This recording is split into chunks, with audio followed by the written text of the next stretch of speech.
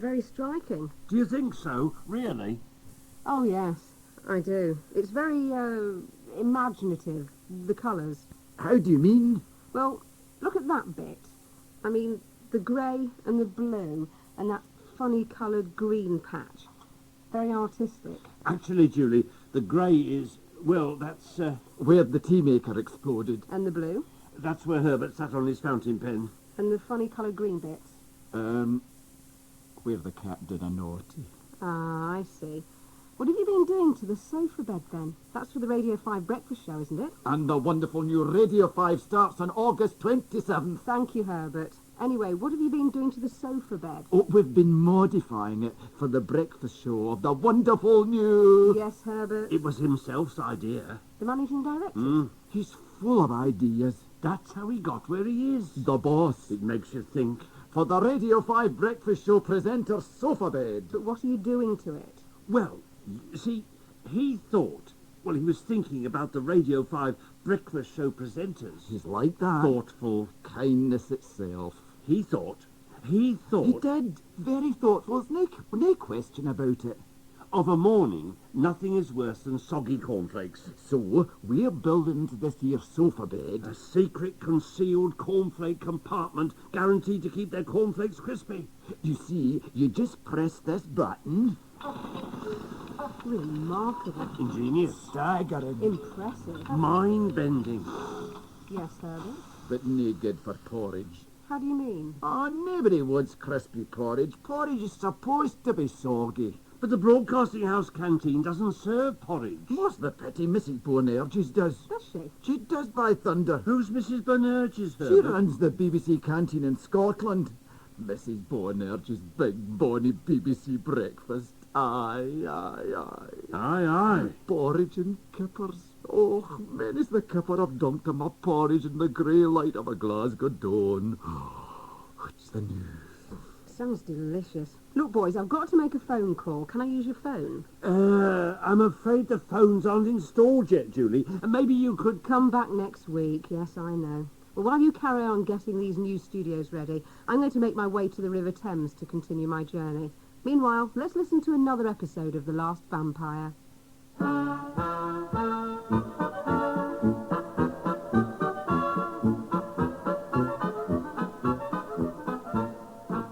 know who you are, said Henry in as firm a voice as he could muster. You're Count Dracula. No, I'm not, said the sad-faced man. Yes, you are. There's no need to lie about it. I'm not lying. I am a count, yes. But I'm not Count Dracula. I'm Count Alucard. Alucard, said Henry, is Dracula backwards. Is it really? Said the man. Goodness me, I'd never noticed.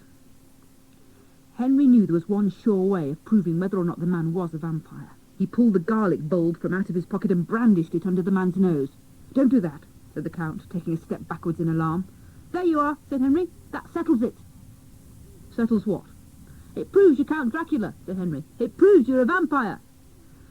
It doesn't prove anything of the kind, replied the Count tartly. It proves I don't like garlic, that's all. Lots of people don't like garlic. It doesn't mean they're all vampires. Do you like garlic? Henry shook his head. Not very much, he admitted. And are you a vampire? Of course not, said Henry, grinning at the idea. Well then, we haven't proved anything at all. The Count paused, then changed the subject. Do you like violin music? Henry, who, to tell the truth, could take it or leave it alone, shrugged. Sometimes. Good, said the Count. He put a record on the turntable, wound the handle and placed the needle in the groove.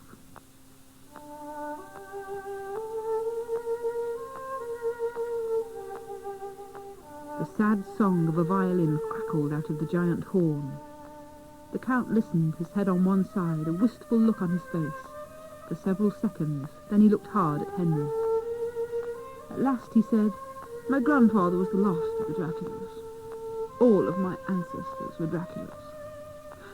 They're lying in a tomb somewhere in the castle grounds, or at least their skeletons are. In their coffins.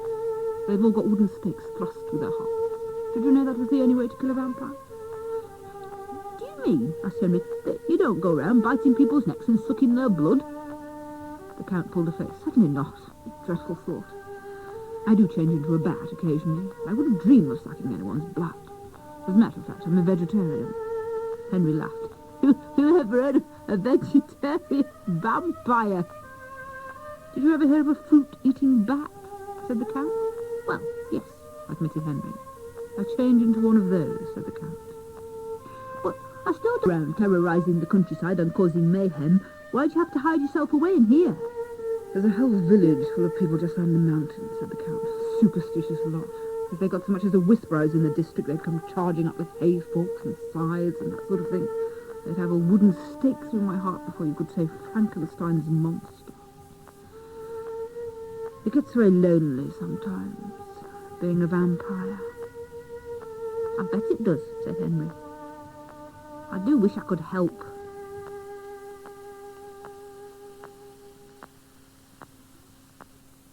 It was well past midday. The sun was high in the sky. It was very hot inside the village hall, which was packed to the doors. Every single villager was present.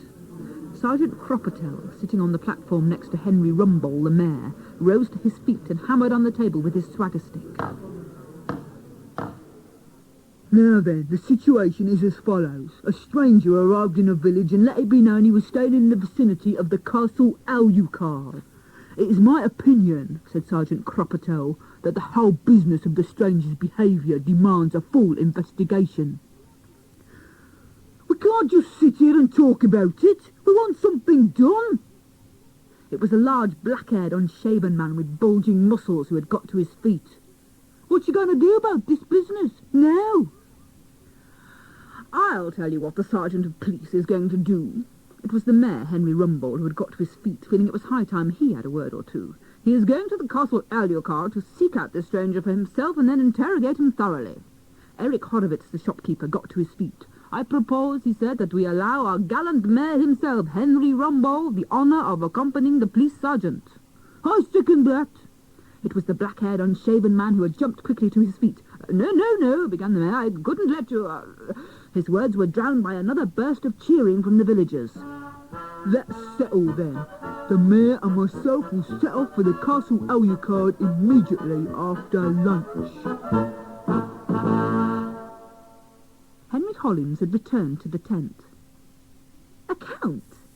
A real count? Asked Emily, his mother. Coming here for his tea? Henry nodded. His name's Count Alucard, and he said he'd very much like to meet you. Well, I've no objection to him having tea with us in the tent, if it's all right with your father. Albert Hollins glanced up. I don't know about him having tea in the tent. He'll be lucky if the blooming thing doesn't fall down on him. I suppose he'll take us as he finds us. It's not a question of taking us as he finds us, retorted Emily. It's a question of good manners. She turned to Henry. Have you any ideas about what I ought to offer him? Not really, replied Henry, although he did mention that he's a vegetarian. It crossed Henry's mind that he ought to tell his parents that, as well as being a vegetarian, Count Alucard was also a vampire, but he decided some things were better left unsaid. Oh dear, sighed Emily. If he's a vegetarian, that means I better cross the corned beef sandwiches off my menu. What time is he coming? Asked Albert. Tea time, answered Henry. About 4:30, he said. It's high time he was putting in an appearance then, said Albert, hungrily eyeing the tinned peaches. He dragged his gaze away from the food and looked across towards the castle. He blinked twice. Well, I'll be blowed. What is it, Albert? Asked Emily, busily arranging chocolate finger biscuits in a dainty pattern on a plastic plate. I think you'd better set a couple more places at the table, said Albert. It looks as if we've got more visitors. Where? Said Emily. There, said Albert. Coming down the mountain. A couple of blinking mountaineers. The unsteady mountaineers were Sergeant Alphonse Croppertail and the Mayor Henry Rumbold, who were making their way down the grassy slope towards where the Hollins tent was pitched. Inside the tent, Albert Hollins peered at the two tiny figures in the distance. Well, I'll be jiggered, he said. They are coming here, straight towards us. Who are they, Albert? Said Emily. Search me, said Albert. Looks like an official visit, though. One of them's wearing a uniform. There's enough gold braid on it for a Major General. Counts, Major Generals? My goodness me, we do see life, said Emily blissfully. but the smile soon faded from her face as she caught sight of a pan in a corner of the tent which held the remains of their last meal. "Albert Hollins," she said, "I distinctly remember asking you to get rid of that." "Sorry, Emily," said Albert, half on his feet. "Don't bother," she snapped. "I'll see to it. If you want anything doing in this tent, you're better off doing it yourself." With which she picked up the offending pan containing the remnants of the stew and slipped out through the tent doors. A huge grey-brown shape came hurtling out of the pine trees. It was followed closely by a similar but even larger grey-brown shape. The police sergeant and the mayor watched open-mouthed as the pair of lean and hungry wolves sped across the grassy slopes. Emily Hollins was quite delighted to renew her acquaintance with the big Alsatian. "Good doggy," she burbled. "Who's a clever, clever doggy then? And have you brought a little doggy friend with you?" "Yes, you have. You have." "Yes, doggies. Good doggies," said Emily, dipping a wooden spoon into the remains of the corned beef stew. "Here, doggies. Nice doggies. Have some stew-woozy," she trilled, tossing them some mouth-watering tidbits. And from that moment on, the wolves were Emily's dedicated slaves for life. Across the slope and towards the castle, Alphonse Cropetel and Henry Rumball allowed themselves to breathe again, as it slowly dawned on them that they were not about to be eaten by wolves. There was hope yet. They could not, at that distance, hear what the stranger's wife was saying to the huge beasts, but clearly she had some strange power over them. What a story they would have to tell when they got back to the village.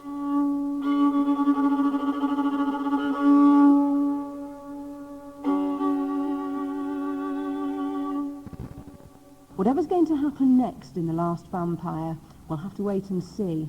But I can tell you what we're going to do next. We've travelled quite a long way along the River Thames over the past few weeks, and every so often we've noticed police launches. So I thought we'd find out exactly what they're doing. I'm at the headquarters of the River Police here in Wapping, which is an area between Tower Bridge and Greenwich.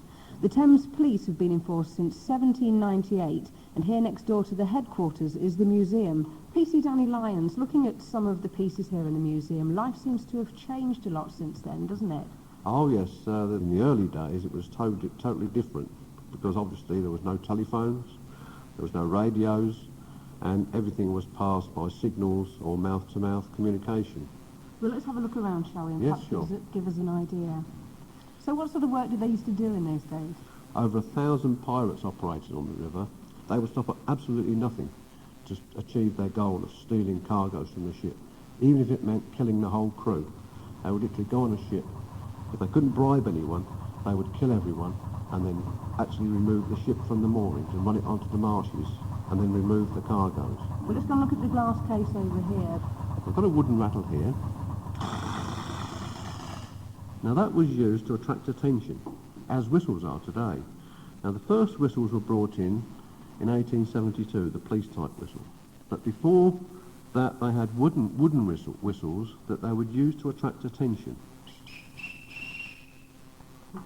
The P got stuck there. Now the traditional Metropolitan Police whistle was brought in mainly to discard the cumbersome wooden rattle, and it's got its own distinctive sound.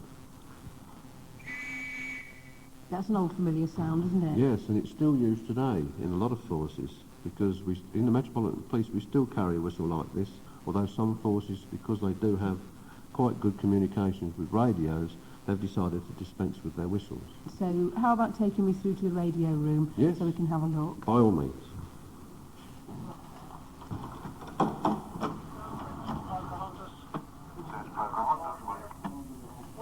So this is the radio room. Yes, this is where our main control room, if you like, the nerve centre of all our operations on Thames Division. We've got two radios in here. This one here is the marine radio channel, where we can listen into the ships talking to one another and the ship-to-shore messages. The other radio just over here is the force radio between police vehicles and police officers in motor vehicles and boats. It's quite busy. As you can see, there's 4 phones. This particular phone is a hotline to the harbour master. So what happens as soon as a call comes in? As soon as a call comes in, the officer then decides which is the quickest means of communicating this to the boat's crew. And we've got a secret code that we can tell someone to go to any particular channel. There's 80 channels on there, and we can just pick one at random, just by saying a little code. So we can communicate quite quickly without being overheard by other people. So what sort of things are you hearing about? Well, mainly, obviously, to do with vessels in distress, people falling into the water. We get over 150 people into the water in a year. Unfortunately, about 60 of these are recovered dead. We get reports of craft being stolen, boating equipment being stolen, and any life-threatening situation, that is our job. We're there to answer calls, protect life and protect property. Well, as you've seen the control room where we take the calls in either from the telephone, from the radio, or the emergency computer, perhaps you'd like to come afloat now and see the response you get when a call's sent out to a boat. Oh, I'd love to. I'd love Okay. to. Well, while we're making our way down to the police launch, let's listen to this week's episode of The House of Arden.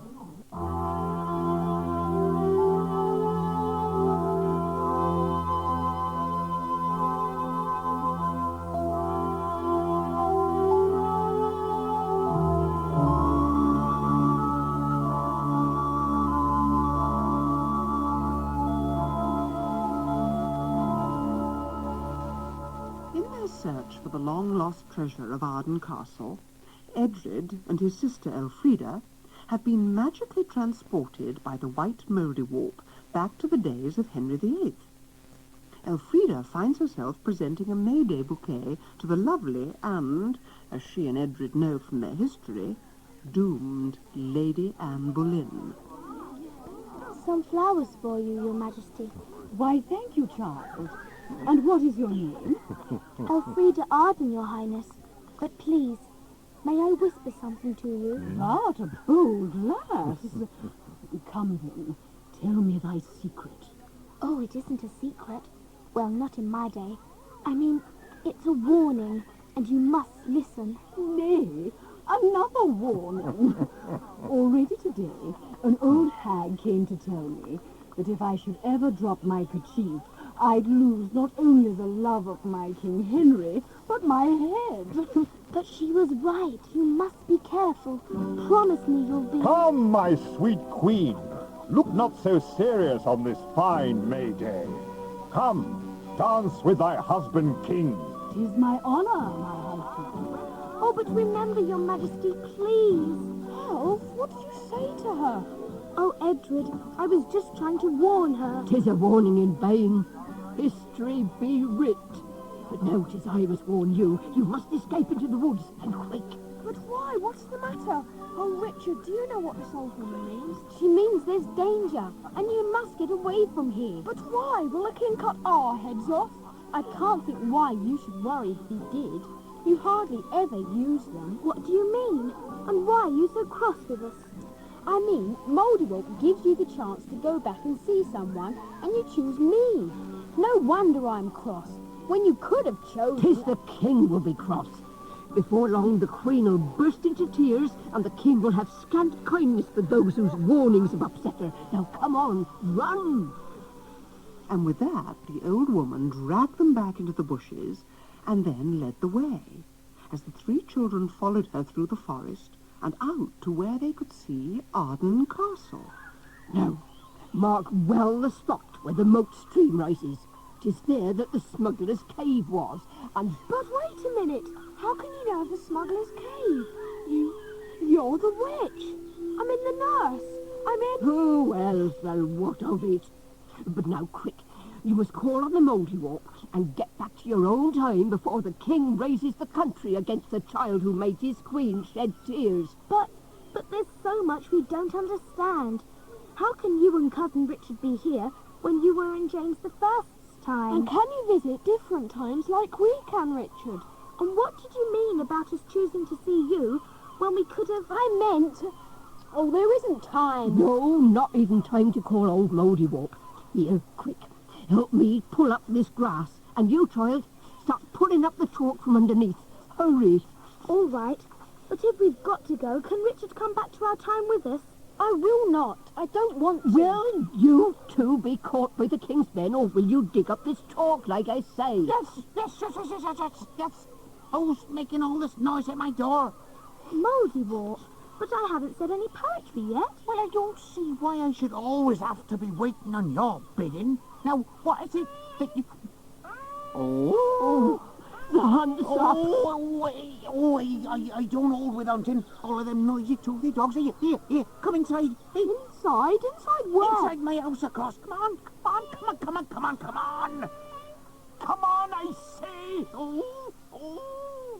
Now, whether they all got smaller, or whether the crack in the chalk got bigger, they none of them ever knew. But they found themselves walking the crack in the chalk one by one, and then the chalk earth was closing over them. You might expect that the air underground would be stuffy, but not a bit of it. Coming into the Mouldiwarp's house was like coming into the freshness of a May night. But it was darker than any night ever was. Suddenly, a sound like thunder shook the earth overhead.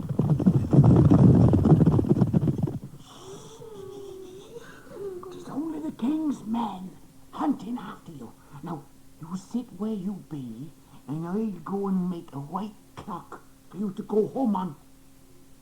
Don't touch nothing till I come back. I can't see anything to touch. The sooner we're back in our own time, the better.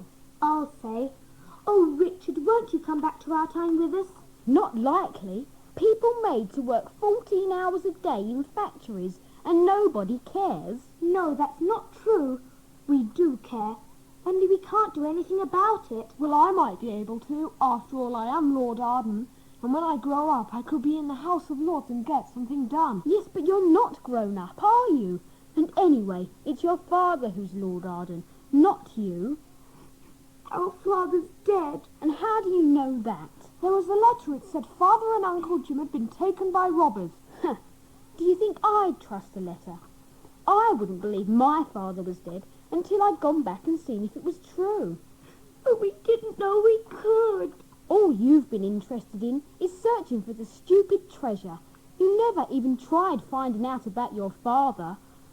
Oh, well, I suppose I'd better tell you. Come along.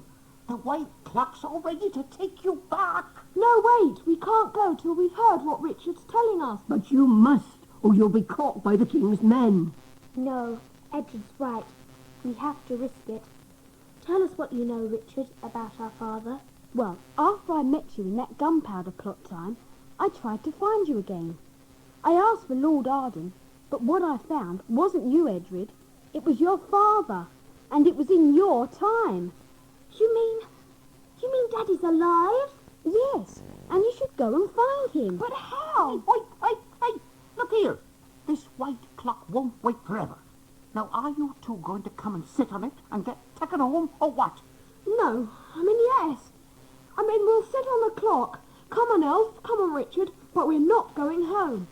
But if we go back outside to the clock, the soldiers might catch us. No, they shan't.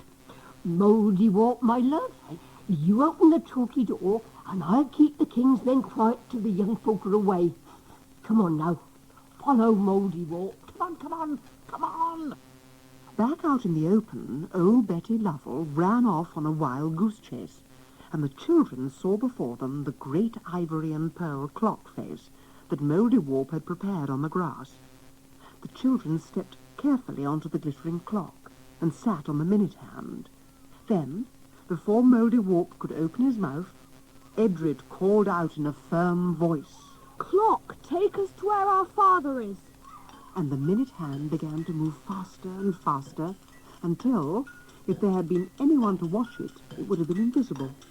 But there wasn't anyone to look at it, for Mouldiwarp at the last moment had leapt on to the hour hand and was hanging on by his little white paws. Ooh, to Richard Arden! And then the hands were turning with a speed faster than they had ever thought possible. But where the clock would stop, neither Edred nor Elfrida knew.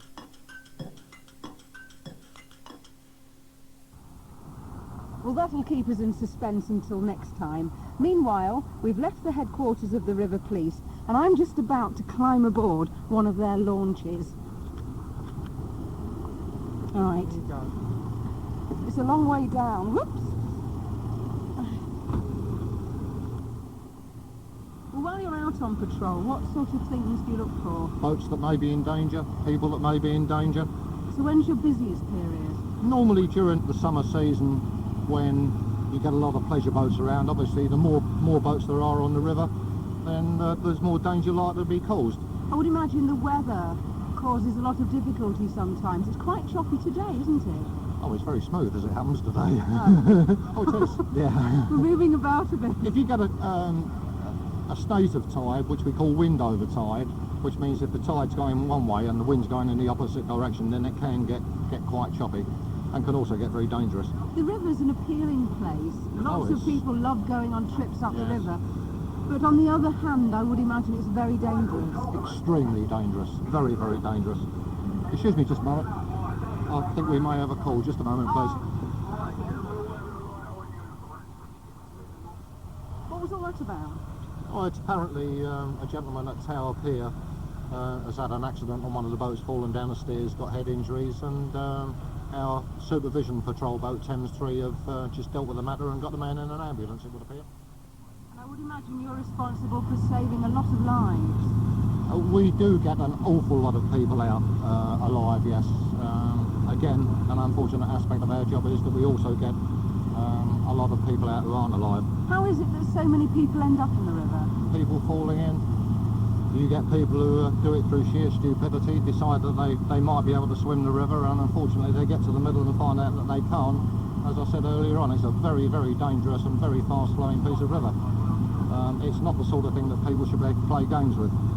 What about the children? Do you find that they're tempted to take a dip?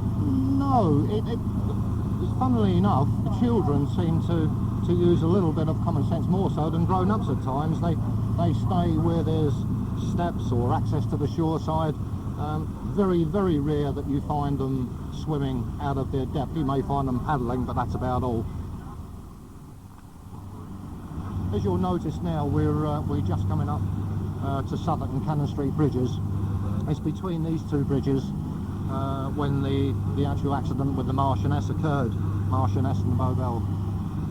A very, very tragic circumstance where at the end of the day 51 people lost their lives. What it doesn't seem to say is the amount of people that were saved due to the actions of the Thames policemen on duty at the time, and also the other emergency services, the fire brigade. Upwards of 60 people were saved in a very, very short space of time. And it says you're going through, you can actually see how fast the current's going. It's very, very quick. It's at moments like that it shows you the work that's cut out for the police. It can be very quiet, and for no reason whatsoever, all of a sudden the world ends, and you've got to be there very quickly, and it's got to be done right first time. You do not get two chances on this river. And what they did that night, all services, was fantastic. Well, let's hope we don't have any more tragedies like that. Let's sincerely hope so. Thanks very much for showing us the work of the River Police. And before we head back, would you like to set us a question for this week's competition? Yes. Where are the headquarters of the River Police? So where are the River Police based? Yes, that's correct. Don't forget to keep that answer safe along with the others, and in a couple of weeks' time, we'll tell you what you should do with them. Well, that's it from me on the River Thames. Next week, I'll be back on the river again, and I'll also be finding out how those new Radio 5 studios are coming along. Well, that's the ship's cat telling me it's time to head for dry land and give my sea legs a rest. Until next week, farewell, my hearties.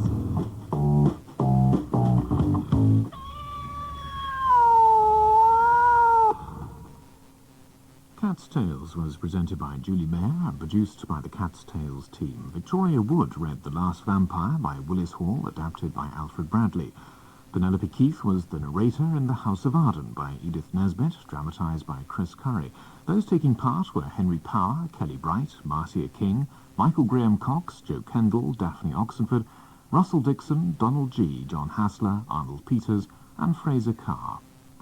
Now, if you've been listening regularly to Cat's Tales and have a birthday coming up during the week of the Radio 5 launch, that's between the 27th of August and the 1st of September, then you could have your favourite piece of music played on Radio 5. All you need to do is send us a postcard with your name, birth date and the choice of music to Radio 5 Children's Magazine Programmes, BBC Portland Place, London W1A1AA. That's Radio 5, Children Magazine programmes, BBC, Portland Place, London, W1A1AA. That's for birthdays between the 27th of August and the 1st of September, the week of the launch of Radio 5. Well, this is Radio 4, and now...